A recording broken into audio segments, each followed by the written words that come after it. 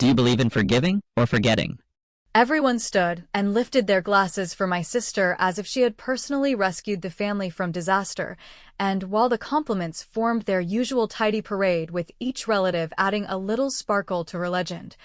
I did what I always do when the spotlight stops an inch short of my chair, which is smile wide enough to look unbothered, scoop up the empty cups, make a neat stack of plates so no one trips over the truth, and pretend that being useful is the same thing as being seen. On the drive home, I replayed the clinks and cheers, and the soft way my mother said my sister's name like a prayer that always gets answered.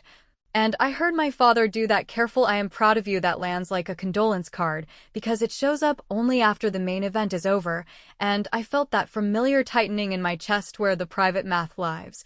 The running tally of how many nights I have carried the mess and fronted the small costs, so everyone else could float through the room without friction, while I stand here with a damp napkin and the kind of smile you use when you are making sure no one sees you count. By the time I reached my kitchen, the smile had stiffened into something brittle, and I stacked the cups in the recycling like a dutiful stagehand cleaning up after the star while my mind opened the email I already knew I would find. The venue invoice from last month with my name on the deposit because my sister's points were tied up and she swore she would cover me the moment her bonus landed. And I remembered how that promise dissolved into the family's favorite fog of maybe dad handled it and I thought you said not to worry and let's not get technical, which is the kind of polite weather report people issue when they want the sun to come out without admitting who turned off the lights. I did not plan a speech or an explosion, and if you had asked me in that minute what I wanted, I would have said a quiet house, a hot cup of something, and enough time to scrub the stamp of that dinner off my face. But then my phone buzzed with a message from my cousin Mark that said Mom is crying her eyes out. Did you do something? And I sat with that for a full breath because it is always me who gets measured for the blame even when the only thing I have done is show up, smile, and carry the weight no one else wants to admit is heavy. Here is what I actually did, and you can decide whether it counts as doing something or just finally refusing to disappear.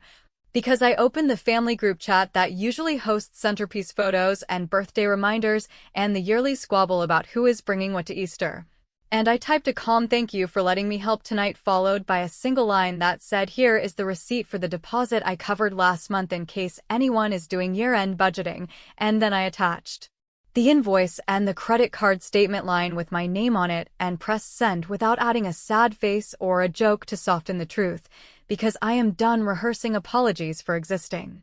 Within minutes the typing bubbles snapped to life, and my aunt asked whether I had been reimbursed because she was certain the parents covered everything, and my father wrote that he thought it had been handled and then fell silent like a microphone cut mid-sentence. And my sister slid into my private messages with a gentle "you could have asked me again" instead of making this weird, while my mother called twice, because phone calls are where the story can be bent without proof, and I let the phone ring on the counter while I made tea and noticed how light I felt, not happy exactly, but unburdened in the clean way that arrives when you put a label on something everyone pretends is nameless. If you want to call that revenge, I will not argue, because maybe revenge is not a grand speech or a smashed plate, but a neat receipt placed where everyone can see the name on the bill, and maybe the sharpest move is the one that exposes the habit. Since the sting was never the money, but the routine of pretending the help arrives from the sky with no person attached, and once you write a name on the help you hang a mirror over the whole arrangement and watch the choreography falter without anyone raising a voice. So when Mark texted again to ask if I did something, I finally answered in a way that felt like taking my own side for once, telling him that I did exactly what they always ask me to do, which is help. Only this time the help came with documentation and a gentle reminder that fairness is not rude, and as the chat settled into that dense quiet that follows when truth sits down uninvited, my mother sent a final message asking me to please call, and I smiled, set the phone face down, and decided I would return her call in the morning after the dust had settled and the lesson had time to sting.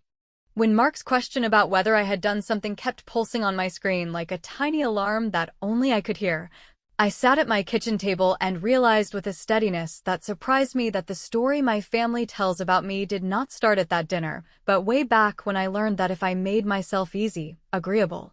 And low maintenance, then rooms stayed calm and parents stayed smiling, which felt like love at the time even though it was really management, and the habit settled into my bones so deeply that my default setting became step aside, carry the extras, and crack a joke to make everyone comfortable while pretending comfort was the same thing as care. I grew up next to Emily the way a supporting sentence sits under a headline, not resentful at first, just certain that some people are born with built-in applause while others are expected to provide the soundtrack. So when the home videos focused on her choir solo and left my science ribbon dangling off the edge of the frame, I told myself that music is easier to film than a quiet win. When the family gathered to celebrate her early acceptance, while my name slipped onto the honor list without even a group text, I told myself that certainty about the future is shinier than quiet work, and when my parents floated a small gift toward her first apartment while my offer to split a down payment was reframed as me being too independent for my own good, I told myself that independence is its own reward and that I should be proud to carry myself, even as I started carrying everyone else too. The pattern hardened as we all got older and busier and more set in our roles, where her smallest step forward received sweeping statements about promise and brilliance, while my bigger, heavier lifts were treated like housekeeping, invisible unless something clogged. Which meant that when I covered a baker's invoice because she forgot, or a florist's retainer because the date got moved, or the venue deposit because the points she had planned to use were temporarily locked, the gesture was not called generosity, but simply me being me, and the debt dissolved into the foggy weather report my family uses in place of acknowledgement. That warm mix of I thought Dad took care of it, and we'll circle back, and let's not make it awkward that functions like fabric softener for accountability. When I dropped that single receipt in the group chat and let the truth sit there without commentary, the silence that followed was not empty but crowded with all the moments just like it. And while the notifications slowed to a trickle, I opened my payment app with hands that did not shake and drafted 3 requests, one to Emily, one to my parents, and one to the so-called family fund we trot out during holiday speeches, but rarely use. And in the memo line, I wrote one sentence that was impossible to bend into melodrama, which read, "Thank you for settling the event deposit I covered last month, so we can all stay square," a sentence so ordinary it could have been printed on a receipt roll and yet, in our family, sounded like a fire alarm. I watched the read confirmations pop up by each name the way corn pops when the pan finally gets hot, and I did not add a single extra word because I've learned that extra words become batting for deflection, but I did do something small and, for me, enormous, which was to open the shared family calendar and mark the next celebration as busy with a private note to myself that said, "Do not carry what you did not agree to carry, since kindness without consent is not kindness, but training, and I have been well trained for long enough." Predictably, the messages arrived with familiar choreography, because if our family has a sport, it is the rapid relay of guilt. And Emily wrote that I had made something sweet look ugly, and that I could have called her privately like a normal person who understands grace. While my mother typed that I had embarrassed her with accounting talk on a day meant for love, and that crying in front of relatives was not how she wanted to be remembered, and my father's bubble blinked and disappeared like a man drafting a statement for a press conference he hopes to avoid. But what none of them did was hit the pay button, which, in its plainness, told me everything. So I poured another cup of tea, and I did one more thing that felt less like revenge and more like finally labeling the box the right way, because I created a simple shared folder titled Family Costs, added a clean list of the past handful of events with who asked, what I paid, and the dates, no commentary, no shaming, just the math we have avoided for years, and I placed the link in the group chat with a line that said this will keep us from mixing up stories with facts and should make future planning easier for everyone, which in our household is the verbal equivalent of pulling the tablecloth and daring the plates to stay put. Minutes later, my aunt replied with a quiet thank you for the clarity. My cousin added a thumbs up, and the air shifted ever so slightly because once you hang a ledger on the wall, it becomes harder to pretend the numbers rearrange themselves overnight. And even though the requests remained pending, the thread that held their favorite story together started to fray in a way I could feel from across town, and that feeling was not triumph exactly, but something cleaner, like a straightened spine. Before I went to bed, I sent a final message that was polite, short by my standards, and devastating by theirs. A single line that said, "Going forward, I am happy to help with planning when we agree in writing on responsibilities and timing." And I added that if anyone had questions about the 3 outstanding items, they could reply. Also, we kept one version of the truth, after which I turned off my phone, put it face down, and for the first time in a long while let myself enjoy the quiet that comes when the work is not just done but named, while my screen lit up one more time with a new message from Emily that I did not open yet because I want to read it in the morning when I am rested. And because the subject line preview already told me everything I needed to know, she wants to meet before the next celebration, which is exactly what I was counting on. Emily's message about meeting before the next celebration had the careful politeness of someone preparing a performance review for a colleague rather than a conversation with a sister, so I agreed to sit down with her. Not because I felt obligated to iron out her discomfort, but because I wanted a clear record of what she would and would not admit when there were no witnesses to clap for her. And when we finally faced each other, she started with the usual glazed-over concern about tone and timing and how my accounting energy had bruised our mother, which I let roll past while I opened my phone and pulled up the shared folder, the pending requests, and the line where my name sat under the words event deposit. And I said as evenly as I could manage that what hurt our mother was not documentation but daylight, and that if the family wanted a celebration unblemished by awkward facts, then the work could no longer be hidden under my name, my card, and my calendar. She pivoted into the well-worn routine about how she is good with people while I am good with logistics, that we each have a lane, that I shine when I handle things, and that dividing strengths is not favoritism but efficiency.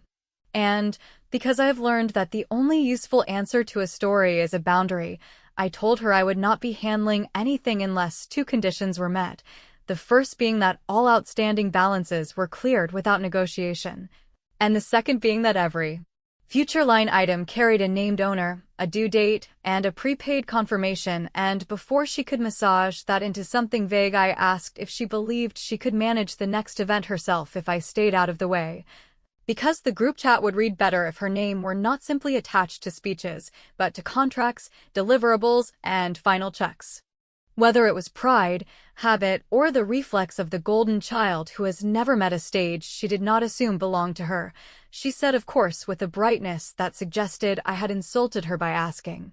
And she added that she had vendors on speed dial and that the so-called heavy lifts were mostly about taste and tone, not grunt work, and while she said it, I sent myself a little email that read per her request, transfer primary contact. Then I asked if she would text me in writing that she was taking point so there would be no confusion later, and she did it with a flourish, tapping out words about leadership and trust and how happy she was to relieve me, a verb that arrived like a gift. I went home and did 3 things that, in our family, qualify as a small revolution dressed like housekeeping. Because I opened each open contract and changed the primary contact from my address to hers with her phone number attached and a short line that read per client direction. I removed my card from every vendor file and replaced it with a blank to be filled upon confirmation by the named owner, and I sent a calm, copy-all note to the family list that said, since Emily has volunteered to lead this celebration, I have transferred all vendor communication to her and will step back unless a written request assigns me a specific task with a deadline, which is the sort of sentence that looks neutral until you realize how much scaffolding it just took away.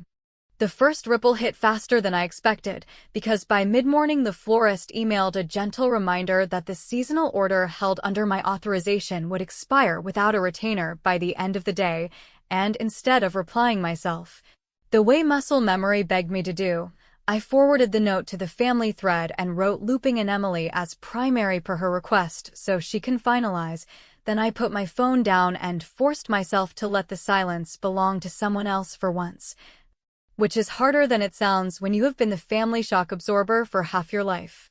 Within the hour, my mother called to ask why vendors were contacting Emily with urgent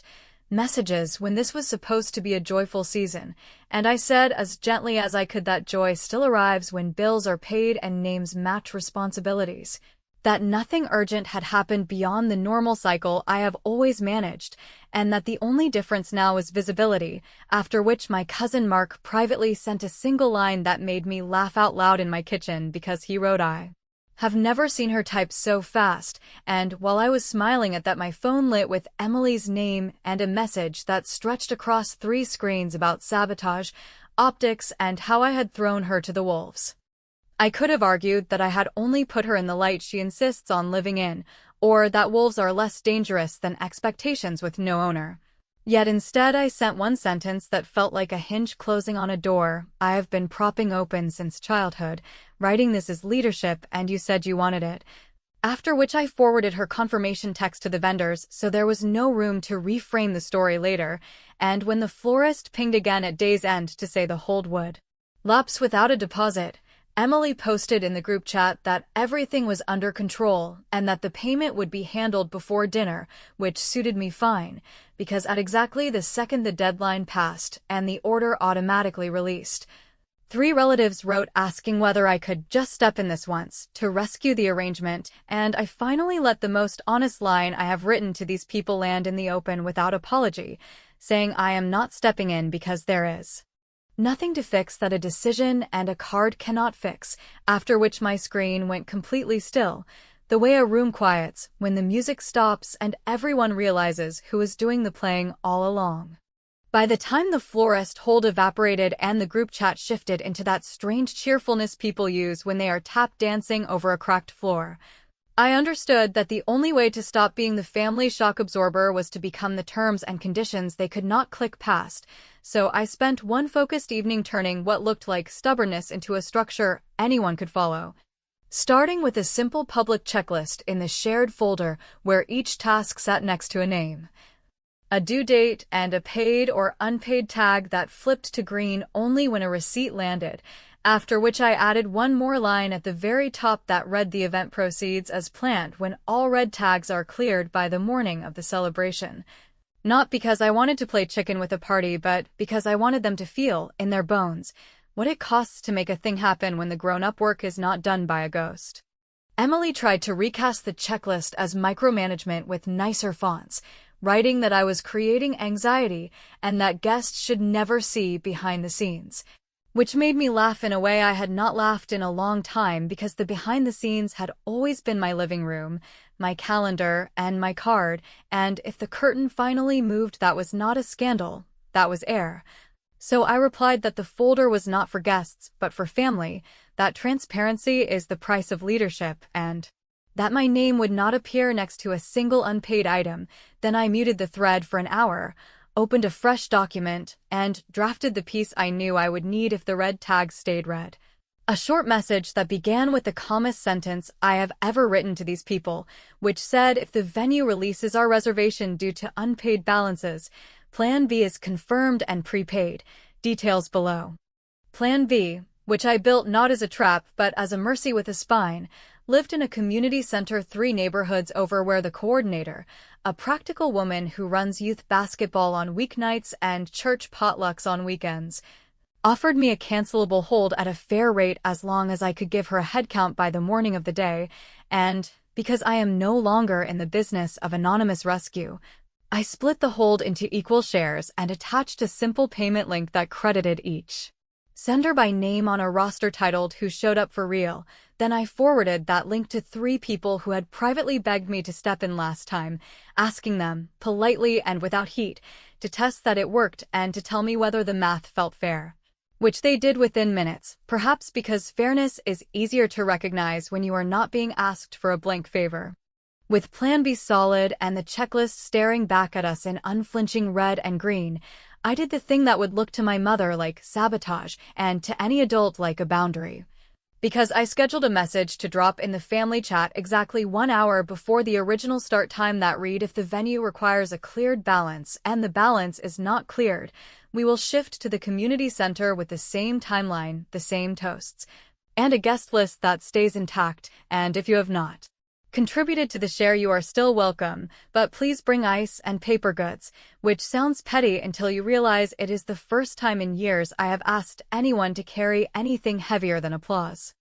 The day before the celebration, the vendor emails bloomed like dandelions because once you change the primary contact, the ecosystem finally learns a new address, and Emily, suddenly living inside the inbox where I have lived since college, wrote me a flurry of notes about optics and stress and whether I truly wanted our family to look disorganized, to which I answered with a single line that I suspect will be quoted against me for the rest of my life and which I am still proud of, saying I do not want us to look anything, I want us to be what we claim, after which I attached the aging balance statement she had been forwarding to others with the passive voice scrubbed in. And I asked whether she needed help assigning the remaining items or whether she wanted to keep the title without the work, a question she called cruel even though it was the kindest version of the truth I could manage. That night my father tried a new angle, the paternal diplomacy that usually works on me, asking whether I could at least soften the scheduled message because it sounded like an ultimatum. And I told him in a voice that surprised us both that an ultimatum is when you threaten people you plan to abandon, while a boundary is when you describe the world you can live in and invite people to join you there. And that if the red tags turned green before morning, the scheduled note would never see daylight, and he could credit leadership wherever he pleased, which led to a pause long enough to feel like progress, and then to his familiar sigh, which I did not catch this time because I had already hung up. On the morning of the celebration, the checklist glowed with a hopeful patchwork of green and stubborn red. The venue balance sat unpaid by a hair. The florist order was now downgraded and could still be rescued with a card and a call. And my phone pulsed with that mixture of praise and panic families invent when they need the person who always fixes things to become that person again. So I made coffee, opened my laptop, glanced at the scheduled message sitting in the queue like a quiet fuse, and told myself, out loud because I needed to hear it, that I would not touch a thing unless the adults who wanted a party acted like adults, after which the screen flashed with a brand new notification from the venue that began with the words "Final Reminder." And I watched the clock tick toward the hour when my little fuse would light up the family chat and show everyone exactly where the grown-up work had been hiding all these years. When the venue's last reminder landed with that clipped tone vendors use when patience has run out and policies are about to speak louder than familiarity, I watched the little countdown on my scheduled message slide toward the hour I had chosen and told myself, as steadily as I could, that I was not orchestrating chaos, but allowing natural consequences to take the seat I have been warming for them since we were teenagers. And when the message finally hit the family thread with its plain directive about shifting to the community center if the balance stayed unpaid, the chat bloomed into the predictable swarm of questions about optics and guests and whether this would make us look small, to which I answered that looking small was never the danger. Pretending to be large while someone else carries your legs is the danger, and that the time, the food, and the welcome remained unchanged because I had already set the room, confirmed the headcount, and prepaid the basics with the shared contributions from cousins and the aunt who had quietly backed me from the start, so all anyone had to do was show up, offer a toast if they wished, and bring the ice they had promised when they skipped the link. Emily called with that breathless urgency she saves for situations she thinks can be rescued by charm, telling me she was on hold with the venue and only needed me to float the payment for a few hours until her bonus cleared. And when I said that the word float belonged to a younger version of me who believed family weather always improved if I became the umbrella, she shifted to the softer script about unity and how this would be remembered forever if we pulled together, which is the phrase people love when they mean pull for me. So I told her as calmly as I could that together had already happened in the contributions that prepaid Plan B, and that she was welcome to call the venue and settle the balance herself if being center stage at that specific address mattered more than anything else. After which she hung up without goodbye and my father rang to try the managerial tone about reputational damage and disappointed elders, and I said that reputations are what you earn when the bill comes due and elders can be disappointed without anyone being harmed. Then I let the call end because negotiating against your own boundary is a game you only have to stop playing once. The venue eventually did what policies do when talk runs out, which was to release the space with an email so short it could fit on a receipt, and 5 minutes later I sent the ready-made map. the door code, and the revised line about toasts to the family thread, while Mark texted separately to say he had already redirected the out-of-town relatives and that the parking was easier anyway, which was his way of telling me he saw the design and approved, and as I drove over with the roster printed in a simple stack and a folding sign that said who showed up for real, contributions and tasks, I felt that strange new lightness that arrives when your hands are full of things you actually chose, not burdens you inherited because you were the only one awake when the alarm went off. People arrived in clumps with that wary curiosity events get when the script changes, and because I had no interest in punishing anyone publicly, I kept the tone friendly and the check-in quick, handing out name tags and pointing to the table where the shared platter sat with a card that read provided by the family with thanks to those who covered costs in advance, followed by the list of names in the same font and size so no one could claim I made heroes or villains. And when Emily walked in, late, cheeks tight and smile strained, I met her with the same civility she gives strangers and said that the mic would be open after the first toast. Then I turned to the room and thanked everyone for making a last-minute change look easy and said the quiet part out loud without heat, that celebrations run on effort and money as much as on speeches, and that tonight we had both, so let us eat, let us speak, and let us remember who made it possible in real time. The toast started with Mark, who told a simple story about families being honest and how honesty is cheaper than flowers because it grows back every time you cut it, which made people laugh in relief and gave me the moment I had been working toward. And when my turn came, I did not tell a tale about sacrifice or list my grievances by date. I said that I had believed for years that love meant silence and that the only way to keep rooms warm was to keep my mouth closed and my card open, and that tonight I was retiring from that job, not out of anger, but because I wanted the next generation in this family to see that help with a name on it is not aggression, it is dignity. And that if anyone wished to be honored in the future, they could place their name on a task or a share and be honored at the start, not at the end when the applause is already spoken for.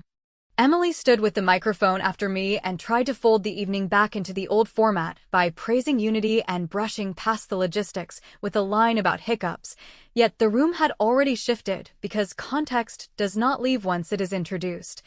And when my mother cried near the punch bowl, it was not the helpless cry I know from holidays, it was the complicated cry of someone who has just realized that a system she called love runs on free labor and denial, and while I did not move to soothe her the way I always do, I also did not twist the knife, because the point had never been to win a courtroom, the point had been to install reality and let it do its quiet work.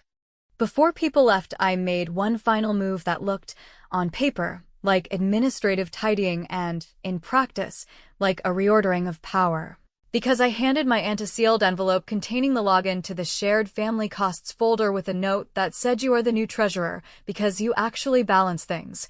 And I printed a certificate from the community center thanking our family by name for supporting their programs with the remainder of our contributions, listing, again in equal type, every person who paid in advance. Then I propped it on the exit table where it would be the last thing people saw before they went home, a document that could not be argued with, a quiet artifact of who invested and who simply arrived hungry. Later that night, when the group chat settled into that awkward calm crowds perform after a public correction, Emily sent me a message that was longer than any apology she has ever attempted and still somehow managed not to be one, saying she wished I had handled it differently and that leading with grace would have avoided the mess, and I wrote back that grace without accountability is just a pretty word for exploitation, and that I am done being graceful on command, after which my father wrote a short line about reviewing processes for future events, and my mother asked if I would come over the next day to talk, and I said that I could, as long as we used the checklist and spoke in specifics, not feelings, because the feelings will heal when the facts start behaving.